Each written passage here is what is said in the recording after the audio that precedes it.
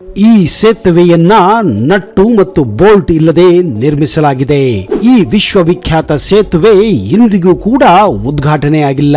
ಎರಡನೇ ಮಹಾಯುದ್ಧ ಸಮಯದಲ್ಲಿ ಈ ಸೇತುವೆಯಿಂದ ಸ್ವಲ್ಪ ದೂರದಲ್ಲಿಯೇ ಜಪಾನಿನ ಮಹಾ ಬಾಂಬ್ ಬಿದ್ದಿತ್ತು. ಈ ಸೇತುವೆಯನ್ನ ತೆರೆಯುವಂತಹ ಒಂದು ಬೀಗದ ಕೈ ಈಗಲೂ ಕೂಡ ಬ್ರಿಟಿಷರ ಬಳಿ ಇದೆ. ರಾತ್ರಿ 12 ಗಂಟೆ ನಂತರ ಈ ಸೇತುವೆಯನ್ನ ಮುಚ್ಚಲಾಗುತ್ತಿದೆ. ಅದಕ್ಕೆ ಕಾರಣ ಏನು ಅಂತ ಗೊತ್ತಾಗಬೇಕೆಂದ್ರೆ ಈ ವಿಡಿಯೋನ ನೀವು ಕೊನೆವರೆಗೂ ನೋಡಲೇಬೇಕು.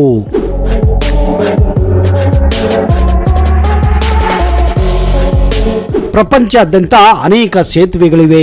ಅವುಗಳು ತಮ್ಮದೇ ಆದ ವಿಶಿಷ್ಟ ಗುರುತುಗಳನ್ನು ಕೂಡ ಹೊಂದಿವೆ. ಕೆಲವು ಸ್ಥಳಗಳಲ್ಲಿ ಈ ಸೇತುವೆಗಳನ್ನ ದೇಶದ ಹೆಮ್ಮೆ ಎಂದು ಕೂಡ ಕರೆಯುತ್ತಾರೆ. ಭಾರತದಲ್ಲಿಯೂ ಕೂಡ ಇದೇ ರೀತಿಯ ಸೇತುವೆ ಕೂಡ ಇವೆ. ಇದು ದೇಶ ಮಾತ್ರ ಅಲ್ಲದೆ ಪ್ರಪಂಚಾದ್ಯಂತ ಹೆಸರುವಾಸಿಯಾಗಿದೆ. ಆ ಸೇತುವೆಯೇ ಕೋಲ್ಕತ್ತಾದ ಹೌರಾ ಸೇತುವೆ ಆಗಿದೆ. ಇದು ಕೋಲ್ಕತ್ತಾದ ಹೆಗ್ಗುರುತು ಅಲ್ಲದೆ ಭಾರತದ ಹೆಗ್ಗುರುತು ಕೂಡ ಆಗಿದೆ. ಅಚ್ಚರಿಯ ಸಂಗತಿ ಏನೆಂದ್ರೆ ಈ ವಿಶ್ವವಿಖ್ಯಾತ ಸೇತುವೆ ಇಂದಿಗೂ ಕೂಡ ಉದ್ಘಾಟನೆ ಆಗಿಲ್ಲ ಅಂದ್ರೆ ನೀವು ನಂಬಲೇಬೇಕು. ಎರಡನೇ ಮಹಾಯುದ್ಧ ಸಮಯದಲ್ಲಿ ಡಿಸೆಂಬರ್ 1942ರಲ್ಲಿ ಜಪಾನಿನ ಬಾಂಬ್ ಈ ಸೇತುವೆಯಿಂದ ಸ್ವಲ್ಪ ದೂರದಲ್ಲಿ ಬಿದ್ದಿತ್ತು. ಆದರೆ ಈ ಸೇತುವೆ ಇಂದಿಗೂ ಹಾಗೆ ಇದೆ. ಹೌರಾ ಸೇತುವೆಯನ್ನು ಮಧ್ಯರಾತ್ರಿ 12 ಗಂಟೆಯಿಂದ ಸ್ವಲ್ಪ ಸಮಯದವರೆಗೆ ಮುಚ್ಚಲಾಗುತ್ತದೆ. ಈ ಸಮಯದಲ್ಲಿ ಈ ಸೇತುವೆ ಕುಸಿಯುವ ಅಪಾಯ ಹೆಚ್ಚು ಎಂದು ಸ್ಥಳೀಯ ಜನರು ನಂಬಿದ್ದಾರೆ.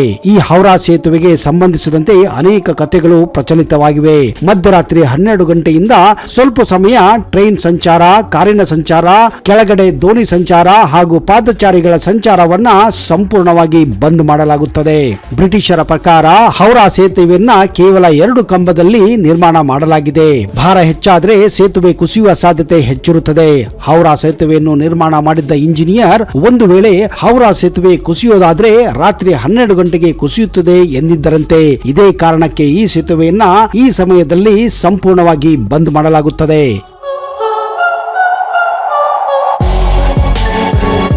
ಇನ್ನೊಂದು ಮಾಹಿತಿಯ ಪ್ರಕಾರ ಈ ಸೇತುವೆ ಕಟ್ಟುವ ವೇಳೆ ಹಲವಾರು ಕಾರ್ಮಿಕರು ಸಾವನ್ನಪ್ಪಿದ್ದರು. ಇದೇ ಕಾರಣ ಅವರ ಆತ್ಮಗಳು ಕೂಡ ಈಗಲೂ ಈ ಸೇತುವೆಯ ಸುತ್ತಮುತ್ತ ಓಡಾಡುತ್ತವೆ ಅನ್ನುವ ಒಂದು ನಂಬಿಕೆ ಇಲ್ಲಿನ ಸ್ಥಳೀಯ ಜನರಲ್ಲಿದೆ.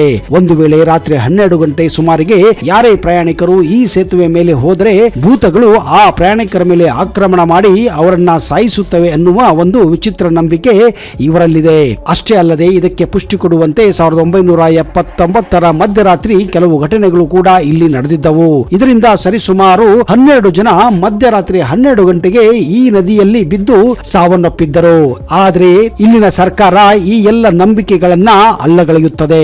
ಬಿಬಿಸಿ ವರದಿಯ ಪ್ರಕಾರ 19ನೇ ಶತಮಾನದ ಕೊನೆಯ ದಶಕದಲ್ಲಿ ಬ್ರಿಟಿಷ್ ಭಾರತ ಸರ್ಕಾರವು ಕೋಲ್ಕತ್ತಾ ಮತ್ತು ಹೌರಾ ನಡುವೆ ಹರಿಯುವ ಹೂಗ್ಲಿ ನದಿಯ ಮೇಲೆ ತೇಲುವ ಸೇತುವೆಯನ್ನ ನಿರ್ಮಿಸಲು ಯೋಚಿಸುತ್ತದೆ.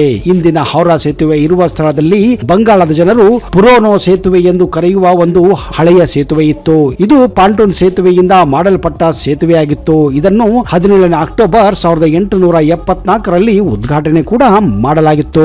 ರೈಲ್ವೆ ಮುಖ್ಯ ಇಂಜಿನಿಯರ್ ಬಾರ್ಡೋಡ್ ಲೆಸ್ಲಿ ವಿನ್ಯಾಸಗೊಳಿಸಿದ್ದರು. ಆದರೆ ಈ ನದಿಯ ಮಧ್ಯೆ ಸೇತುವೆ ಕಟ್ಟಿದ್ದರಿಂದ ಹಡಗುಗಳು ನದಿಯಲ್ಲಿ ಒಂದು ಕಡೆಯಿಂದ ಇನ್ನೊಂದು ಕಡೆ ಓಡಾಡಲು ಸಾಧ್ಯವಾಗುತ್ತಿರಲಿಲ್ಲ. ಬ್ರಿಟಿಷರಿಗೆ ತಮ್ಮ ಹಡಗುಗಳನ್ನ ಒಂದು ಕಡೆಯಿಂದ ಇನ್ನೊಂದು ಕಡೆ ಸಾಗಿಸಿ ರೈಲ್ವೆ ಮೂಲಕ ಹಲವಾರು ಸರಕು ಸಾಮಾನುಗಳನ್ನು ಬಂದರ ಮೂಲಕ ಬ್ರಿಟನ್ಗೆ ರವಾನೆ ಮಾಡಬೇಕಾಗಿತ್ತು. ಪಿಲ್ಲರ್ಡ್ ಸೇತುವೆಯ ನಿರ್ಮಾಣ ಕಾರ್ಯವು ಹಡಗುಗಳ ಚಲನೆಗೆ ಅಡ್ಡಿಯಾಗದಂತೆ ನೋಡಿಕೊಳ್ಳಲು ಹೌರಾ ಸೇತುವೆ ಕಾಯ್ದೆಯನ್ನ 1871ರಲ್ಲಿ ಅಂದಿನ ಬ್ರಿಟಿಷ್ ಸರ್ಕಾರ ಅಂಗೀಕಾರ ಮಾಡಿತ್ತು.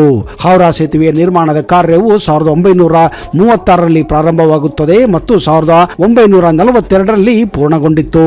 ತದನಂತರ ಫೆಬ್ರವರಿ 3, 1943ರಂದು ಸಾರ್ವಜನಿಕರಿಗೆ ಈ ಹೌರಾ ಬ್ರಿಡ್ಜ್ ಅನ್ನ ತೆರೆಯಲಾಗಿತ್ತು. ಆ ಸಮಯದಲ್ಲಿ ಈ ಸೇತುವೆಯು ವಿಶ್ವದ 3ನೇ ಅತಿ ಉದ್ದದ ಸೇತುವೆಯಾಗಿತ್ತು. ಹೌದು, ಇದಕ್ಕೆ ಮುಂದೆ ನ್ಯೂ ಹೌರಾ ಸೇತುವೆ ಎಂದು ಹೆಸರಿಡಲಾಗಿತ್ತು. ಆದರೆ 1965ರಲ್ಲಿ ಈ ಸೇತುವೆಗೆ ರವೀಂದ್ರನಾಥ್ ಟ್ಯಾಗೋರ್ ಅವರ ಹೆಸರನ್ನ ಮರುನಾಮಕರಣ ಮಾಡಲಾಗಿತ್ತು. ಇದನ್ನು ಆಗ ರವೀಂದ್ರ ಸೇತು ಎಂದು ಕರೆಯಲಾಗಿತ್ತು. ಆದರೂ ಇದನ್ನು ಈಗಲೂ ಜನ ಹೌರಾ ಸೇತುವೆ ಎಂದೇ ಕರೆಯುತ್ತಾರೆ. ಭಾರತದಲ್ಲೇ ಅತ್ಯಂತ ಪ್ರಸಿದ್ಧ ಸೇತುವೆಯಾಗಿರುವ ಇದು ನಿರ್ಮಾಣದ ಸಮಯದಲ್ಲಿ ವಿಶ್ವದ 3ನೇ ಅತಿ ಉದ್ದ ಕ್ಯಾಂಟಿಲಿವರ್ ಸೇತುವೆಯಾಗಿತ್ತು. ಆದರೆ ಈಗ ಇದು 6ನೇ ಅತಿ ಉದ್ದದ ಕ್ಯಾಂಟಿಲಿವರ್ ಸೇತುವೆಯಾಗಿದೆ. ಸೇತುವೆ ಮೇಲೆ ಪ್ರಯಾಣಿಸಿದ ಮೊದಲ ವಾಹನ ಸಾಲಿಟರಿ ಟ್ರಾಮ್ ಜಾಮ್ ಆಗಿತ್ತು.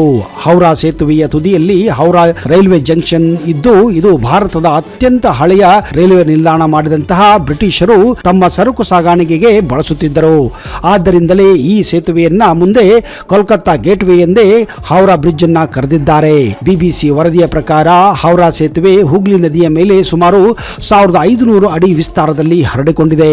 71 ಅಡಿ ಅಗಲವಿದೆ. ಈ ಸೇತುವೆಯನ್ನ 26,500 ಟನ್ಗಳಷ್ಟು ಉಕ್ಕಿನಿಂದ ತಯಾರಿಸಲಾಗಿತ್ತು. ಇದನ್ನ 2 ಪಿಯರ್ಗಳು ಬೆಂಬಲಿಸುತ್ತವೆ.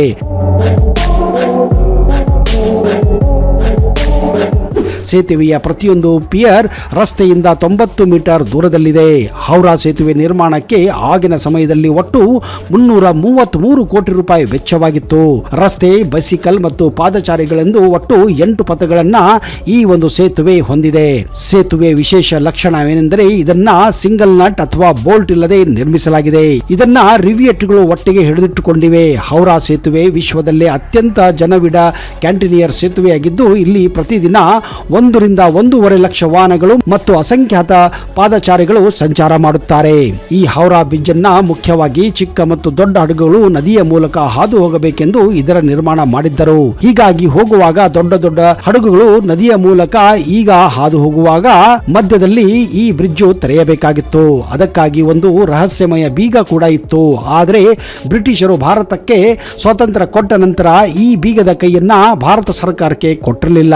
ಈಗಲೂ ಕೂಡ ಈ ಬೀಗದ ಕೈ ಬ್ರಿಟಿಷರ ಜೊತೆ ಇದೆ ಎನ್ನುವ ನಂಬಿಕೆ ಇದೆ. ಆದರೆ ಅಧಿಕೃತವಾಗಿ ಅದರ ಬಗ್ಗೆ ಎಲ್ಲಿಯೂ ಕೂಡ ಉಲ್ಲೇಖವಿಲ್ಲ. ರಾತ್ರಿ ಸಮಯದಲ್ಲಿ ಈ ಸೇತುವೆ ಬೆಳಕಿನಿಂದ ಸಿಂಗಾರಗೊಂಡಿದ್ದು ನೋಡಲು ಅದ್ಭುತವಾಗಿ ಕಾಣುತ್ತದೆ. ಸೇತುವೆಯ ಕೆಳಗೆ ಕೋಲ್ಕತ್ತಾ ಮತ್ತು ಹೌರಾ ನಡುವೆ ದೋಣಿ ಸವಾರಿ ಮಾಡುವವರು ಒಂದು ಒಳ್ಳೆಯ ಅನುಭವವನ್ನ ಪಡೆಯುತ್ತಾರೆ.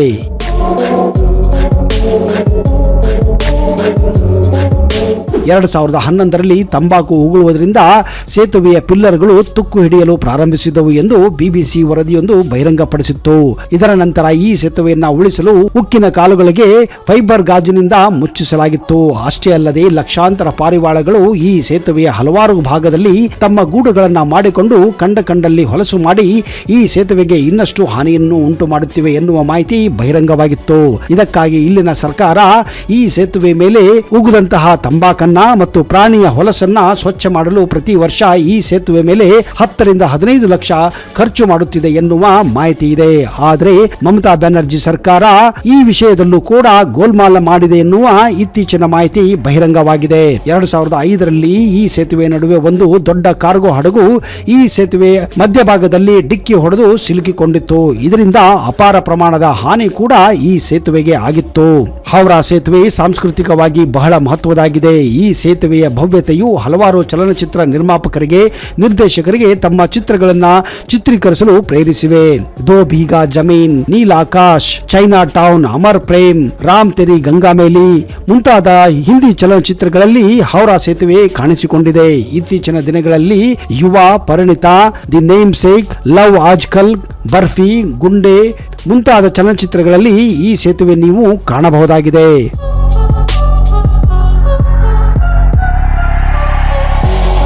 ಸ್ನೇಹಿತರೆ, ನೀವೇನಾದರೂ ಪಶ್ಚಿಮ ಬಂಗಾಳಕ್ಕೆ ಅಂದ್ರೆ ಕೋಲ್ಕತ್ತಾಗೆ ಹೋದರೆ ತಪ್ಪದೆ ಈ ಹೌರಾ ಬ್ರಿಡ್ಜ್ ಅನ್ನ ಒಮ್ಮೆ ಹೋಗಿ ನೋಡಿ. ಇತ್ತೀಚೆಗೆ ಇಲ್ಲಿ ಸಾಯಂಕಾಲದ ಸಮಯದಲ್ಲಿ ಗಂಗಾ ಆರತಿಯು ಕೂಡ ನಡೆಯುತ್ತಿದೆ.